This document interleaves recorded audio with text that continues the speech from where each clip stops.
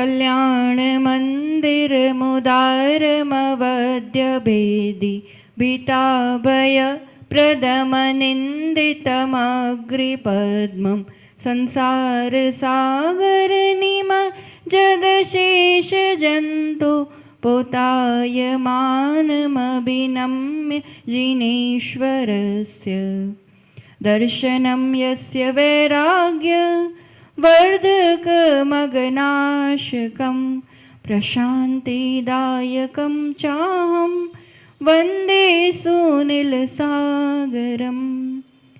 जय बोलो देवादिदेव 1008 श्री आदिनाथ भगवान की, चिंतामणि पार्श्वनाथ भगवान की, आचार्य श्री आदि सागर जी, महावीर कीर्ति जी, विमल सागर जी महाराज की, युग श्रेष्ठ तपस्वी सम्राट आचार्य सन्मति सागर जी महाराज की, चर्या चक्रवर्ती मौन प्रिय मम प्राण गुरु श्रेष्ठ आचार्य भगवान सुनील सागर जी गुरुदेव की, गण्य हरिका सुपार्श्वमती माता जी की, हरिका मां प्रशांतमती माता जी की।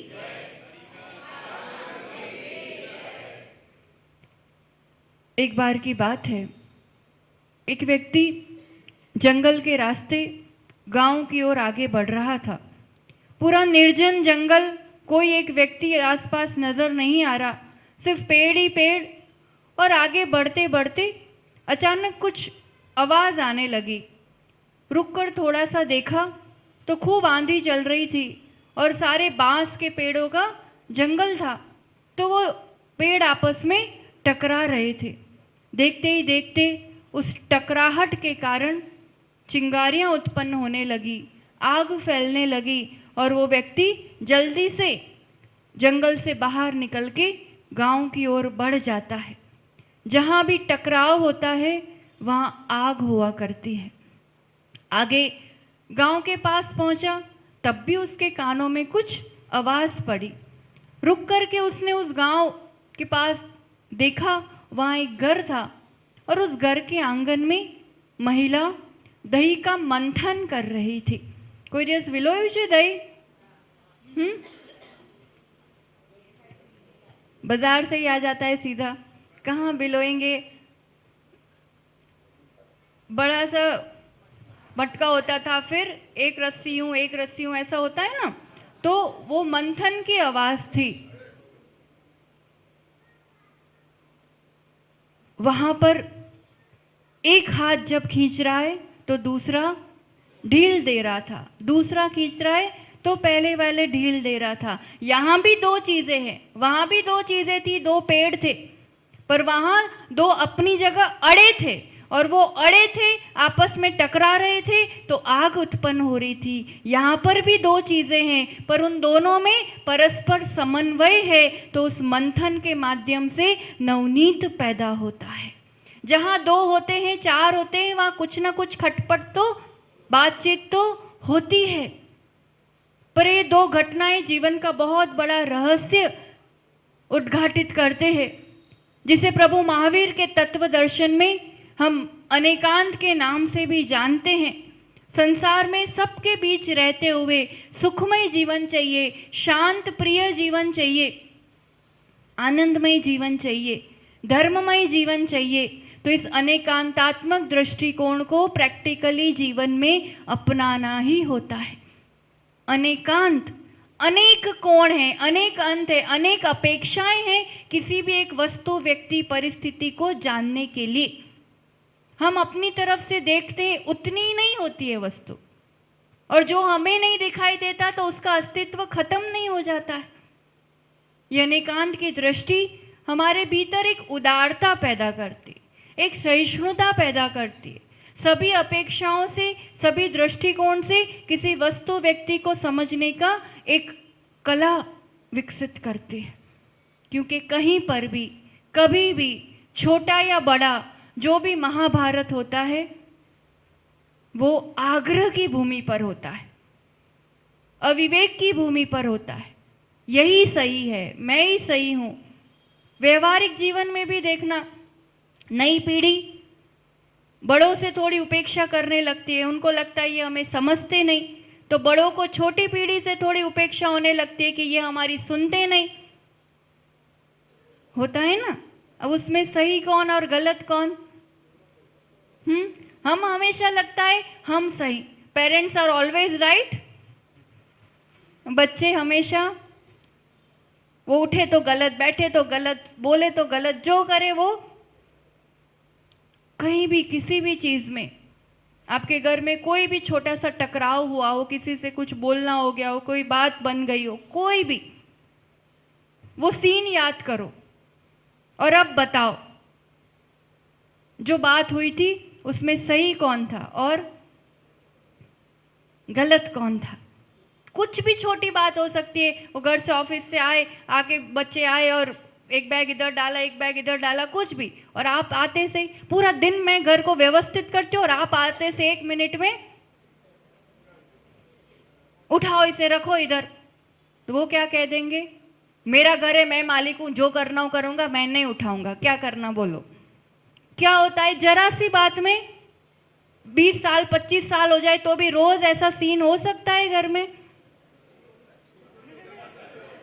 छोटा सा उदाहरण है पर हो सकता है ना, उसी बात को लेकर के। क्यों अभी तक समाधान नहीं हुआ? क्योंकि मंथन नहीं हुआ, टकराव हुआ। वो कहते मैं सही, मैं पूरा दिन ये करती, मैं अपनी जगह सही। वो कहते मैं भी तो पूरा दिन इधर उधर घूम के आया, घर पे तो मैं अपने हिसाब से जीऊं। अब दोनों में कौन सही कौन गलत? कौन सही कौन गलत? पूरी लड़ाई ऐसे उठा के रखने में कोई देर नहीं लगनी थी। पूरे दिन भी अपन ने किया है तो एक और चीज उठा के रख सकते थे, पर मैं ही क्यों करूं? उनको उनकी गलती समझ में आनी चाहिए कि वो गलत है। इसी बात का टकराव होता है ना, पूरा प्रूविंग स्टेज पे, कि उनको एहसास होना चाहिए मैं उठा के रख दूंगी, पर हम गारंटी के साथ कहते आप उठा के रखोगे ना, 1 दिन 2 दिन 10 दिन, 11वें दिन वो खुद उठा के रखेंगे ही रखेंगे। क्यों नहीं हो पाता है? क्योंकि हम बात बात में, बच्चों के लिए भी, बच्चे बड़े होते जाते हैं, उनको उनकी अवस्था हमें समझना जरूरी है, और उन लोगों को आपकी मानसिकता, आपका अभिप्राय समझना जरूरी है।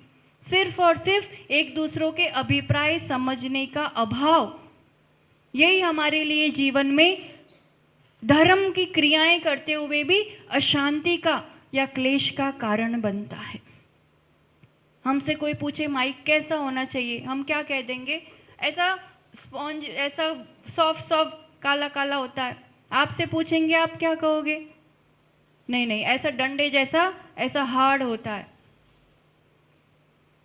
आपको जो दिख रहा है आपकी तरफ से वैसा कहोगे, हमें जो दिख रहा है हमारी तरफ से। अब कौन सही कौन गलत?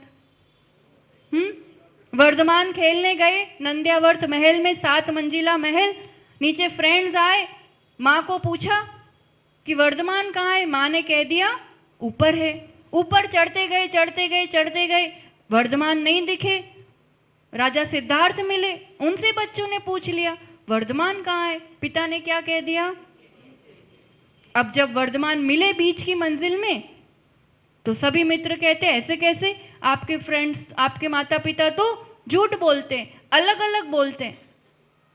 हमें हमेशा लगता है कि एक इस रूप से सही होगा तो दूसरा तो गलत ही होगा। अब माता पिता में दोनों में कौन सही था कौन गलत था बताओ?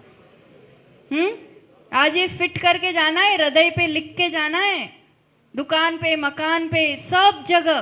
क्या बोलो फिर से, क्या बोला अभी? कौन सही कौन गलत? माँ की अपेक्षा वो नीचे है, इसलिए उनकी अपेक्षा, और पिताजी तो उनकी अपेक्षा, अपनी अपनी अपेक्षा से, अपने अपने स्थान से, अपने अपने अभिप्राय से, उनके तरफ से वो सही ही करते। हमें गलत लगता है, और गलत लगना, किसी को गलत कहना, ये सबसे बड़ी गलती है। गलती वहीं कर जाते हम। कोई अपने आप को जीवन में गलत सुनना पसंद, हमें भी कोई गलत कहे तो हमें नहीं पसंद आता, तो अब क्या करेंगे?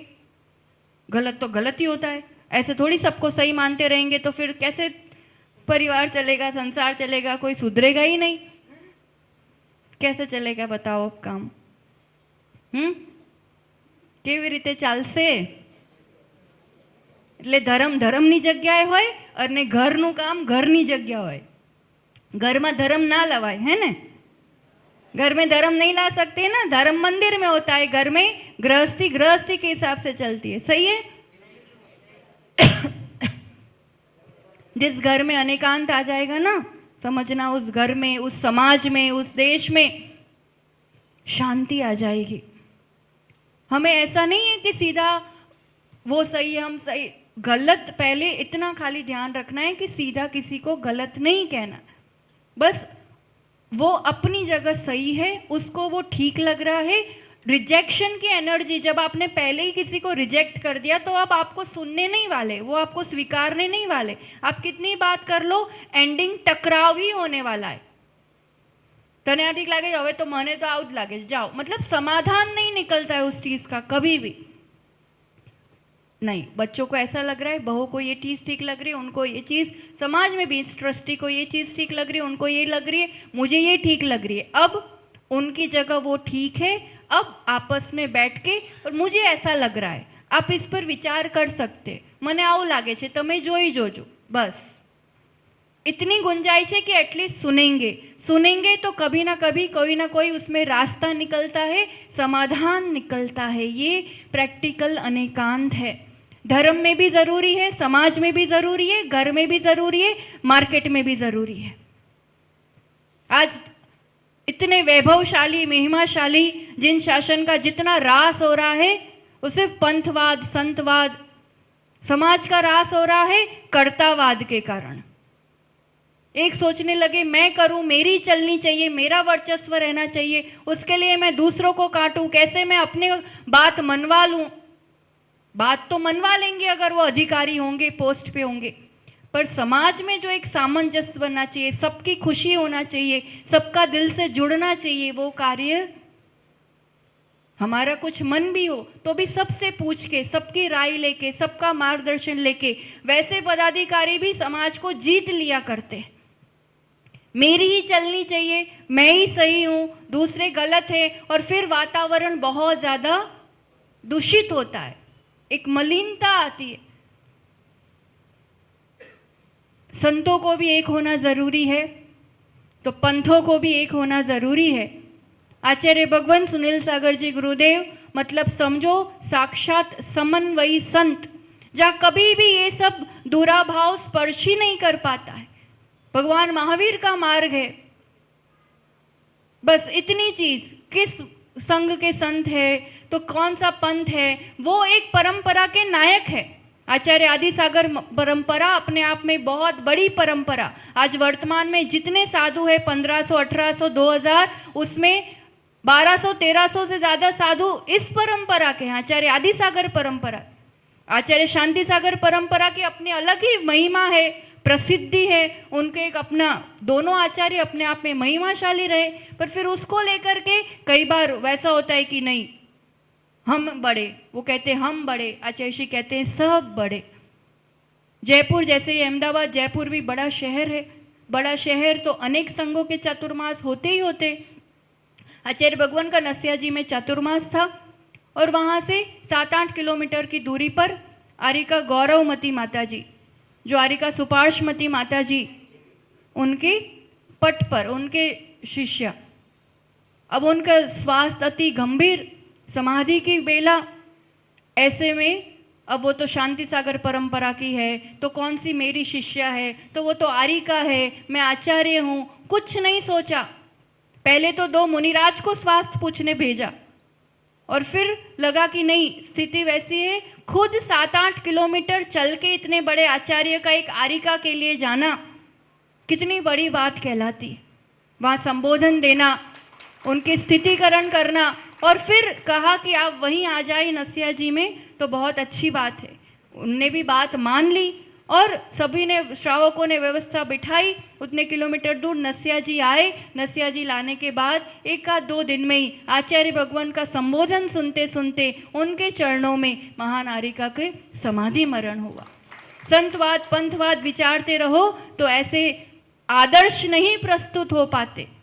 अमदावाद में आम तो चतुर्मास थाय नहीं, અને થાય તો આ વખતે બહુ બધા થવાની સંભાવના છે, पर उसमें आचार्य भगवंत जैसे महानायक आ रहे हैं, इसलिए कोई टेंशन की बात नहीं है कि कैसे होगा क्या होगा। वो सबको अपने में समाहित कर लेते हैं और ऐसे समन्वयी संत कि किसी समाज को भी विकल्प की जरूरत नहीं कि हम इनको कराएं कि नहीं कि कैसे होगा, तो ना साधुओं को विकल्प करने की जरूरत है।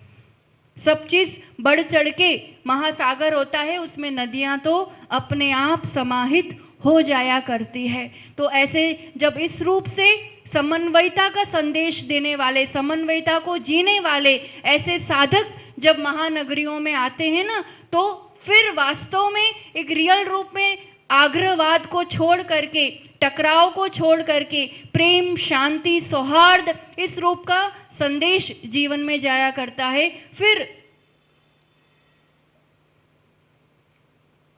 इस रूप का संदेश जाता है ना, तो युवा पीढ़ी, बच्चे सब दिल खोल के जुड़ जाते हैं। क्योंकि युवा पीढ़ी का दूर होने का मुख्य कारण यही है कि समझ में ही नहीं आता कौन सही।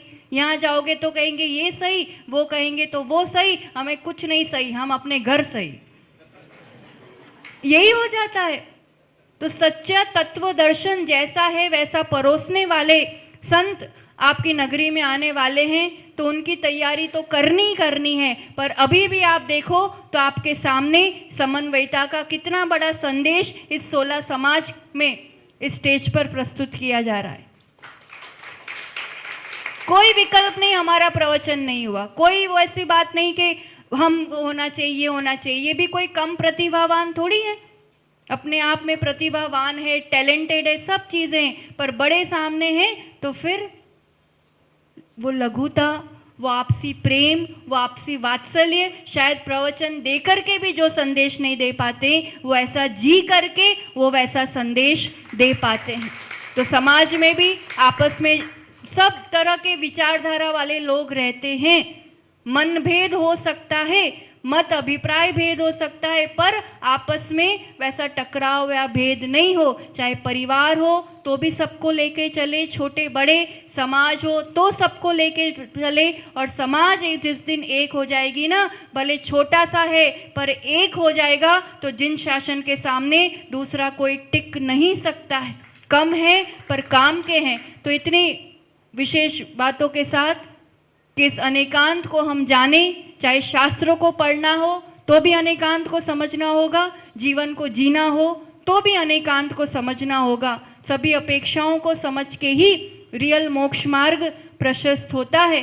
तो ऐसे माँ जिनवाणी जिन्होंने हमारे लिए ये स्याद्वाद अनेकांत का मार्ग प्रशस्त किया, ऐसे माँ जिनवाणी का दिन, बच्चों की बर्थडे तो मना लेते हो, हम जिनसे आज मोक्ष मार्ग है, जिनसे आज संतों के दर्शन है, जिनसे आज हमारा धर्ममय जीवन है, वो माँ जिनवाणी की कृपा है। ऐसी माँ जिनवाणी का हैप्पी बर्थडे ही कह लो, उनकी उत्पत्ति जन्म का दिन है। तो सभी छोटे बड़े कोई बाकी नहीं रहना चाहिए। कल भी एक बार तो जिनवाणी को ढोक देने आएंगे, सुनने आएंगे, और परसों आपके संडे के हिसाब से पूरा कार्यक्रम रखा है। तो 16 समाज, आसपास की समाज, सभी जगह से कोई भी बाकी रहना नहीं चाहिए। आप लौकिक रूप से भी आपके बच्चों को ज्ञान अर्जन और पढ़ाई में आगे बढ़ाना चाहते हैं तो वो श्रुत संस्कार और पढ़ाई की टिप्स दी जाएगी उनको कि कैसे उनको इस माहौल में अपने ज्ञान के शोभशम को बढ़ाते हुए आगे बढ़ना चाहिए। तो इस रूप से छोटे बड़े सभी 2 दिवसीय कार्यक्रम में इस एक ही नहीं लगता, एक संग बैठा हुआ ऐसा नहीं लगता आप लोगों को, है ना? तो ऐसा ही लगना चाहिए। और आगे ऐसे चतुर्मास हो जाए तो क्या दिक्कत,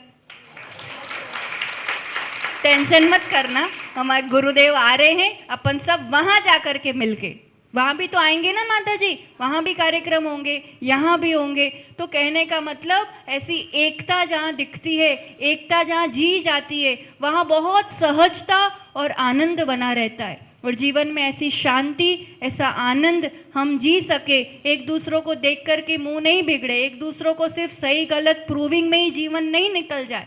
सब अपनी जगह सही है, सबकी अपनी योग्यता है, और सबका कल्याण हो, सबका भला हो, सब सुखी हो, बस निरंतर ऐसी भावना बातें, तो हमारी सुख शांति तो बढ़ती ही बढ़ती है। तो ऐसे इस भावना के साथ हम सब इस अनेकांतमय जिन शासन में जन्म लिया है और ये जिन शासन हमेशा जयवंत हो, इसी मंगल भावना के साथ आगे के कार्यक्रम माता जी आपको बताते, फिर जिनवाणी स्तुति के साथ विसर्जन करेंगे। जय बोलो आचार्य भगवान सुनील सागर जी गुरुदेव की। आचार्य भगवान श्री सुनील सागर जी गुरुदेव की। संस्कारों की बात और माँ जिनवाणी के महिमा का विषय चल रहा है और आने वाला पर्व श्रुत पंचमी महापर्व, जहाँ हम अपने बालकों को, क्योंकि आने वाली पीढ़ी के कंधों पर ही यह हमारा वर्तमान धर्म या आने वाला भविष्य का जो भी हमारा धर्म भी कहो या सामाजिक रूप से जिन शासन की प्रभावना का भार किस पर है, हमारे आने वाले भविष्य, हमारे बच्चों पर। हमारी वर्तमान की पीढ़ी अगर संस्कारित होगी, बच्चे संस्कारित होंगे, तो निश्चित रूप से हमारा भी भविष्य सुरक्षित और संवर्धित रहेगा। क्योंकि बच्चे आजकल आधुनिकता में अंधी दौड़ लगा रहे हैं, सभी को विदेश गमन की बहुत ज़्यादा उत्कंठा रहती है, पाश्चात्य संस्कृति के बहुत ज़्यादा प्रलोभन में सब लोग आ रहे हैं। तो हमें देखो, वर्तमान परिस्थिति है, उन सब चीज़ों से हम उनको दूर नहीं रख सकते, लेकिन उन्हें सुरक्षित अवश्य रख सकते हैं। और सुरक्षा किस बलबूते पर होगी? संस्कारों पे। हम उनको संस्कार तो अच्छे देते हैं, हर माता पिता अपने बच्चों को अच्छे संस्कार देते हैं, लेकिन हम कहीं ना कहीं उन संस्कारों पर विश्वास नहीं कर पाते।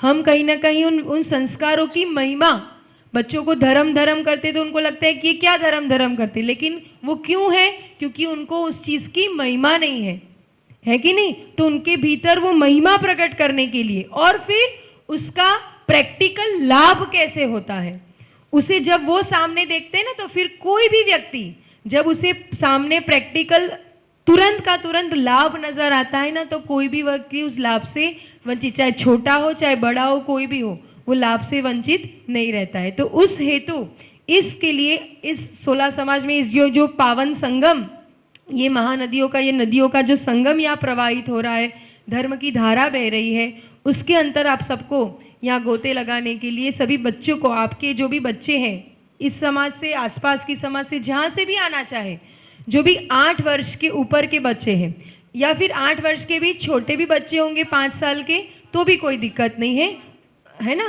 5 साल और 5 से अविवाहित तक, 5 साल से ऊपर जितने भी अविवाहित बच्चे, बैचलर, वो जितने भी बच्चे हैं, सभी को यहाँ लाने का पुरुषार्थ करें, है ना। और उनको श्रुत संस्कार दिए जाएंगे।